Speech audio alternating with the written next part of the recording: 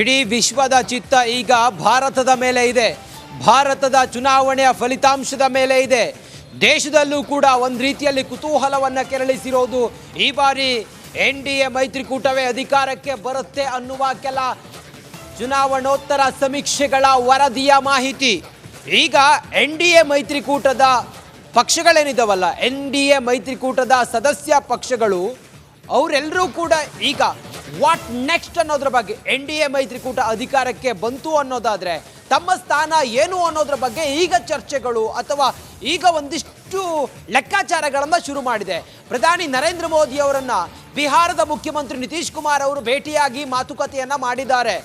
ಕ್ಯಾಬಿನೆಟ್ನಲ್ಲಿ ತಮಗೇನು ಸ್ಥಾನ ಸಿಗುತ್ತೆ, NDA ಮೈತ್ರಿಕೂಟ ಅಧಿಕಾರಕ್ಕೆ ಬಂದಾದ ನಂತರ ಮುಂದೇನು ಅನ್ನೋದ್ರ ಬಗ್ಗೆ ಪ್ರಧಾನಿ ನರೇಂದ್ರ ಮೋದಿ ಅವರ ಜೊತೆಗೆ JDU ಪಕ್ಷದ ನೇತಾರ ಬಿಹಾರದ ಮುಖ್ಯಮಂತ್ರಿ ನಿತೀಶ್ ಕುಮಾರ್ ಈಗ ಪ್ರಧಾನಿ ಮೋದಿ ಅವರನ್ನು ಭೇಟಿ ಮಾಡಿ ಚರ್ಚೆಯನ್ನು ಮಾಡಿದ್ದಾರೆ.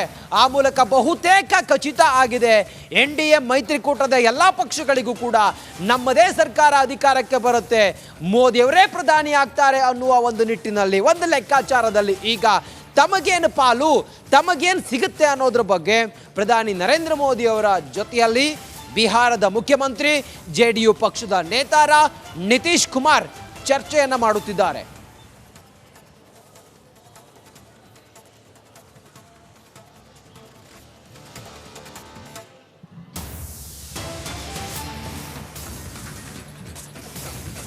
ಇನ್ನಷ್ಟು ಮಾಹಿತಿಯೊಂದಿಗೆ ನಮ್ಮ ದೆಹಲಿಯ ಕಲೀಗ್ ನಟೇಶ್ ಈಗ ನೇರ ಸಂಪರ್ಕದಲ್ಲೇ ಜಾಯ್ನ್ ಆಗಿದ್ದಾರೆ.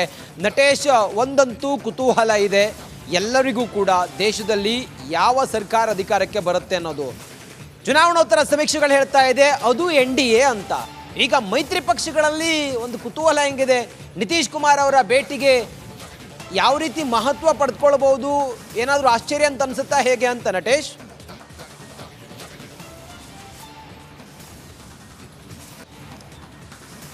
ರಂಜಿತ್, ಖಂಡಿತ ಏನು 2024ರ ಚುನಾವಣೆಯ ಏನು ಫಲಿತಾಂಶ ನಾಳೆ ಹೊರಬೀಳಲಿರುವಂಥದ್ದು. ಈಗಾಗಲೇ ಎಕ್ಸಿಟ್ ಪೋಲ್ಗಳು 12 ಎಕ್ಸಿಟ್ ಪೋಲ್ಗಳು ಈಗಾಗಲೇ ಏನು BJP ಪರವಾದಂತಹ ಒಂದು ಭವಿಷ್ಯವನ್ನು ನುಡಿದಿರ್ತಕ್ಕಂಥದ್ದು. ಹಾಗಾಗಿ ಈಗಾಗಲೇ ಏನು BJP ಸಾಕಷ್ಟು ತಯಾರಿಗಳನ್ನು ಕೂಡ ಮಾಡಿಕೊಳ್ತಾ ಇದೆ.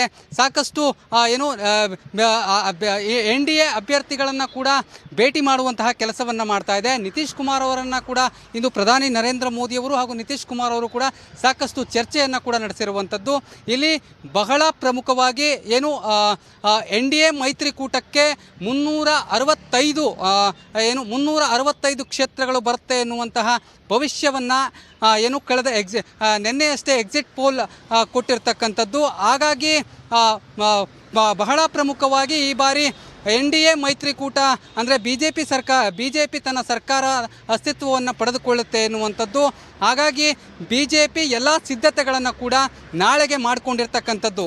ಇಲ್ಲಿ ಬಹಳ ವಿಶೇಷ ಅಂತಂದರೆ 3ನೇ ಬಾರಿ ಹ್ಯಾಟ್ರಿಕ್ ವಿಜಯವನ್ನು ಸಾಧಿಸೋದಕ್ಕೆ BJP ಈಗಾಗಲೇ ಸಾಕಷ್ಟು ಕಸರತ್ತನ್ನು ನಡೆಸುವ ಮೂಲಕ ಕೊನೆಯ ಹಂತ ಎಂಬಂತೆ ಏನು ಎಕ್ಸಿಟ್ ಪೋಲ್ನಲ್ಲೂ ಕೂಡ BJPಯ ಪರವಾದಂತಹ ಏನು ಅಲೆ ಇರುವಂಥದ್ದು ಕೂಡ ಗೊತ್ತಾಗ್ತಾ ಇದೆ.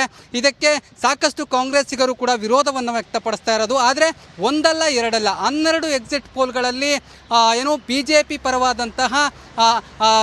ಪರವಾದಂತಹ ಹೇಳಿಕೆಗಳು ಇರ್ತಕ್ಕಂಥದ್ದು, ಹಾಗೆಯೇ ನಂಬರ್ಗಳು ಕೂಡ ಇರ್ತಕ್ಕಂಥದ್ದು. ಹಾಗಾಗಿ ಈ ಬಾರಿ BJP ಏನು 272 ಕ್ಷೇತ್ರಗಳಲ್ಲಿ ಗೆದ್ದಂತಹ ಸಂದರ್ಭದಲ್ಲಿ BJP ತನ್ನ ಪಕ್ಷವನ್ನು ಕೇಂದ್ರ ಸರ್ಕಾರದಲ್ಲಿ ಸ್ಥಾಪನೆಯನ್ನು ಮಾಡಬಹುದಾಗಿದೆ. ಹಾಗಾಗಿ 365 NDA ಸರ್ಕಾರ ಕೊಟ್ಟಿರೋದ್ರಿಂದ ಇದು ಸಾಕಷ್ಟು ಪ್ಲಸ್ ಪಾಯಿಂಟ್ಗಳಾಗುತ್ತೆ. ಪ್ರಧಾನಿ ರೈಟ್ ನಟೇಶ್, ಈಗ ವಿಷಯ ಏನಂತಂದ್ರೆ ಅಲ್ಲಿ ಲಡ್ಡು ತಯಾರಿಕೆ ನಡೀತಾ ಇದೆ, ಹಾಗೆಯೇ ರ್ಯಾಲಿ ಹೇಗೆ ಮಾಡಬೇಕು, ಯಾವ ಥರದಲ್ಲಿ ಮಾಡಬೇಕು ಅಂತೆಲ್ಲ ಪ್ಲಾನ್ ಮಾಡಲಾಗ್ತಾ ಇದೆ ಅಂತ ಹೇಳಲಾಗ್ತಾ ಇದೆ. ನಟೇಶ್, ನೀವು ದೆಹಲಿಯಲ್ಲಿದ್ದೀರಿ, ಅಲ್ಲಿ 2019ರಲ್ಲಿ ಯಾವ ರೀತಿ ಗೆಲುವಿನ ಸಂಭ್ರಮಾಚರಣೆ ನಡೆದಿತ್ತು, 2014ರಲ್ಲಿ ಯಾವ ರೀತಿ ನಡೆದಿತ್ತು, ಈ ಸಾರಿ ಮೋದಿ 3.0ಗೆ ಬಂದರೆ ಅದು ಯಾವ ರೀತಿನಲ್ಲಿರುತ್ತೆ, ಯಾವ ರೀತಿ ಪ್ಲಾನ್ ನಡೀತಾ ಇದೆ, ಯೋಜನೆಗಳು ಯಾವ ರೀತಿ ರೂಪುಗೊಳ್ತಾ ಇದೆ, ಏನಿದೆ ಕ್ಲೂಸ್?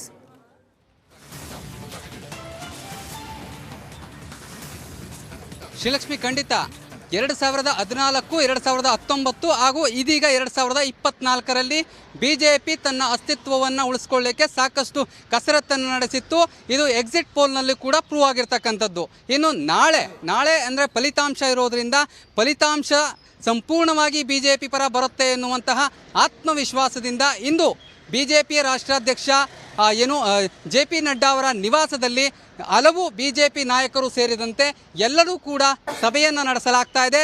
ಸಭೆಯಲ್ಲಿ ಬಹಳ ಪ್ರಮುಖವಾಗಿ ನಾಳೆ ಏನು ಫಲಿತಾಂಶ ಬರ್ತಾ ಇದೆ, ಫಲಿತಾಂಶ ಬಂದ ನಂತರದಲ್ಲಿ ಸಂಭ್ರಮಾಚರಣೆ ಯಾವ ರೀತಿ ಇರಬೇಕು, ಅದರ ಜೊತೆಗೆ BJP ಅಂದರೆ ಪ್ರಧಾನಿ ನರೇಂದ್ರ ಮೋದಿಯವರು ನಾಳೆ ಎಲ್ಲರನ್ನ ಉದ್ದೇಶಿಸಿ ಮಾತನಾಡುವಂತಹ ಪ್ರಕ್ರಿಯೆ ಕೂಡ ಇರುತ್ತೆ. ಯಾಕಂದರೆ 2019ರಲ್ಲಿ ಪ್ರಧಾನಿ ನರೇಂದ್ರ ಮೋದಿಯವರು ಇಡೀ ದೇಶದ ಜನತೆಯನ್ನು ಉದ್ದೇಶಿಸಿ ಮಾತನಾಡಿದರು. ಕಳೆದ ಬಾರಿ ಮೆಜಾರಿಟಿ ಬಂದಂತಹ ಸಂದರ್ಭದಲ್ಲಿ ಈ ಬಾರಿಯೂ ಕೂಡ ಅದೇ ರೀತಿ ನಾಳೆ ಪ್ರಧಾನಿ ನರೇಂದ್ರ ಮೋದಿಯವರು ಫಲಿತಾಂಶದ ನಂತರದಲ್ಲಿ ದೇಶದ ಜನರನ್ನು ಉದ್ದೇಶಿಸಿ ಮಾತನಾಡಲಿದ್ದಾರೆ. ಇದರ ಜೊತೆಗೆ BJP ಕಚೇರಿ ಸೇರಿದಂತೆ ಪ್ರಧಾನಿ ನರೇಂದ್ರ ಮೋದಿಯವರ ನಿವಾಸದಿಂದ ಹಿಡಿದು BJPಯ ಕಚೇರಿಯವರೆಗೆ ರ್ಯಾಲಿಯನ್ನು ನಡೆಸಲಾಗುತ್ತೆ. ಜೊತೆಗೆ ರ್ಯಾಲಿಯ ಮುಖಾಂತರ BJP ತನ್ನ ಬಲಿಷ್ಠತನವನ್ನು ಕಾಂಗ್ರೆಸ್ ಹಾಗೂ ಇತರೆ ಇಂಡಿಯಾ ಮೈತ್ರಿಕೂಟ ಏನಿದೆ ಇದೆಲ್ಲದಕ್ಕೂ ಕೂಡ ಸ್ಪಷ್ಟ. ಥ್ಯಾಂಕ್ ಯು ನಟೇಶ್ ಡೀಟೇಲ್ಸ್ಗಾಗಿ. ದೇಶದ ಅತಿ ದೊಡ್ಡ ನೆಟ್ವರ್ಕ್ ನಿಂದ ಮೆಗಾ ಕವರೇಜ್. ದೇಶದ ಮತದಾರನ ಆದೇಶ NDAಗ ಇಂಡಿ ಒಕ್ಕೂಟಕ್ಕ. ಲೋಕ ಅಖಾಡದಲ್ಲಿ ಗೆಲ್ಲೋದ್ಯಾರು ಸೋಲೋದ್ಯಾರು. ಕರುನಾಡಿನ 28 ಕ್ಷೇತ್ರಗಳ ನಿಖರ ಫಲಿತಾಂಶ. ಫಾಸ್ಟ್ ರಿಸಲ್ಟ್, ಪಕ್ಕಾ result. Number 1 election team, number 1 network, number 1 coverage.